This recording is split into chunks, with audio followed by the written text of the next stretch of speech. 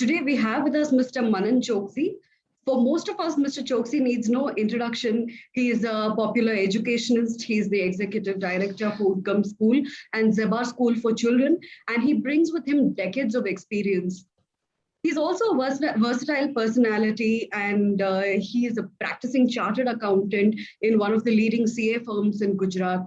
And apart from the education sector, he also takes interest in the BPO, real estate, and healthcare industries. As the executive director, he has been credited for taking the school to great heights, and with his exemplary leadership skills, he has set an example for many others to follow. Welcome, Mr. Choksi. Thank you for the kind introduction. Where do you place education on your national list of priorities? And also, do you think that the education outlay must be doubled by cutting defense expenditure? This is a very tricky question. I think education budget is not the problem. The problem is how they are spending it. So they have to align it with some measurable outcomes and then spend where it works. Where it doesn't work, they should stop spending it. About 11 years, like 2009, the Indian Constitution was amended for right to education. Till now, not a single government school has been closed down across the country. So the point being now, private school is paying 25% fees. Not all is full, but whatever little.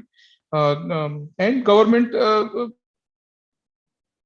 salaries, teachers are also getting salaries. So now I think what we need to do is we should either stop 25% RTE in private schools and put it as a tax to private schools and put that money in government schools, and either shut down government schools and ensure that all the children of government schools are accommodated in the 25% quota. Correct. So, now that you've mentioned government schools, what do you think needs to be done to improve the condition of government schools in India? So, average cost of educating a child in a government school is almost as a middle budget private school. It is not a low budget private school. I'm talking about middle budget. So I think what government schools need to do is that they need to partner with private schools, and they need to share responsibility with the community. If you give certain things for free and people are coming because they're in dire straits, that doesn't mean that government education model is success.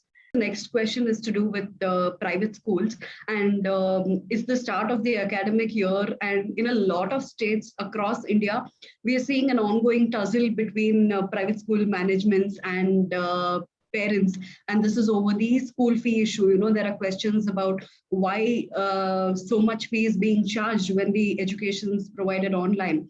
And in such a situation, do you think the government should intervene? Governments are very conveniently intervening and conveniently, getting out of the equation. Whenever a school, like an organization like school, which is a lot of fixed expenses, our most, like 99% expenses are fixed. As in, like, if one additional child studies, we don't have additional increase in electricity expense or water expense or printing expense. It's very marginal. So when most of the expenses are fixed, and there is a capacity from utilization from 90% to 95% capacity, to reduces to 80% capacity utilization. What we are looking at is, we are looking at a huge financial loss for schools. Now, either government should get it straight. When we were making money, government said you reduce the fees. Now we are losing money, so government should increase our fees. But no, it is convenient. We are being used as a populist measure, like, that will win elections. So I think there is the only answer to this conundrum is increasing good schools and motivating them, rather than what our chief minister once said, that to clean the nose of small children, nobody can charge 1.5 lakh rupees. So our chief minister, who is an elected leader, is very knowledgeable, thinks that parents are so foolish that they are ready to pay 1.5 lakh rupees to clean nose of small children. What about education?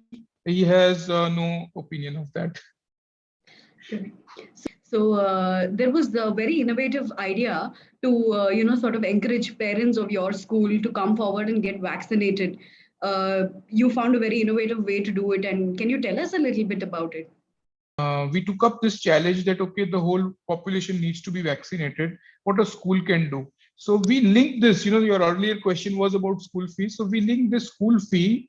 I said that, okay, school fee is so much important. Let us use it as an incentive where if you get vaccinated, you get 5% discount.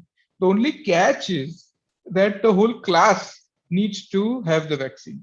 So if all the parents get the vaccine in a 40 student class, if 80 parents take vaccine, then everybody gets 5% fee discount. We may call it so. Over the last 2 years, because of the pandemic, the education sector in particular has been put through a roller coaster ride. So what would be your 3-point prescription to revitalize K-12 education in India post pandemic? Okay, so that is a tough question, because first of all is that earlier the education was a sector which had comorbidities. It was it had problems even before pandemic. So first of all is that we need to increase the salaries of teachers. Secondly is technology. So why technology, I'm telling you, is not only because of remote classes, but once we increase the cost of manpower, they need to be used productively, and that is only possible if technology is used widely, not only with the teachers, not only with the student, but also with the parents. And the third thing I would like to tell you about to revitalize is we need to make education a little bit relevant and appealing, which solves the real world challenges. For the lower set of the society, they need to make people easily employable immediately after passing 10th grade. The last 2 years, Indian education system was forced to shift online. So, once there is a situation post pandemic when it becomes optional, would you recommend a blend of both online and offline learning, or do you think we should go back to our conventional method and stick to just offline learning altogether? I think the old education will be a history. What demonetization, a lot of people activated Paytm and started using UPI. There are some good practices in online education. We need to carry it forward. Like, for example, if there's a parent-teacher meeting, I would request all schools, even my school, that please have parent-teacher meeting online. If we are able to take remedial classes after school hours, after the teacher goes home, after the student goes home, it is such a convenient thing. I think such things should be continued. Now, the next couple of questions will be very quick. If you can give us just one-line answers for the following. So, who is that one thinker or philosopher that you admire the most? Stephen Dubner and Steve Levitt. They have written this book, Freakonomics, and they had this chapter on education is why teachers cheat on tests. So those are my favorite people. So the next will be who's your favorite Nobel laureate? Professor Nakamura, who got Nobel Prize for inventing light, LED light. That has saved environment, that has given a lot of lighting solutions to cities, poor people. And if you are to describe your leadership style in, say, 1 or 2 phrases. I am a chartered accountant and I am like IT. I have some certificates of IT courses. I have no idea of education. So I try to become as democratic leader as possible, because all the teachers and all the people of the education sector, they help me take a decision. And it is a good thing, which gives everybody a participation, and it helps me a lot.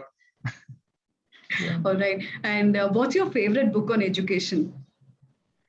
Failure to Disrupt is the name of the book, and it was released in 2020. And it was an interesting book which mentioned that why technology alone cannot change education. Thank you for joining us as part of this series. Thank you so much, Mr. Choksi. Pleasure talking to you. Same here. Thank you for calling me.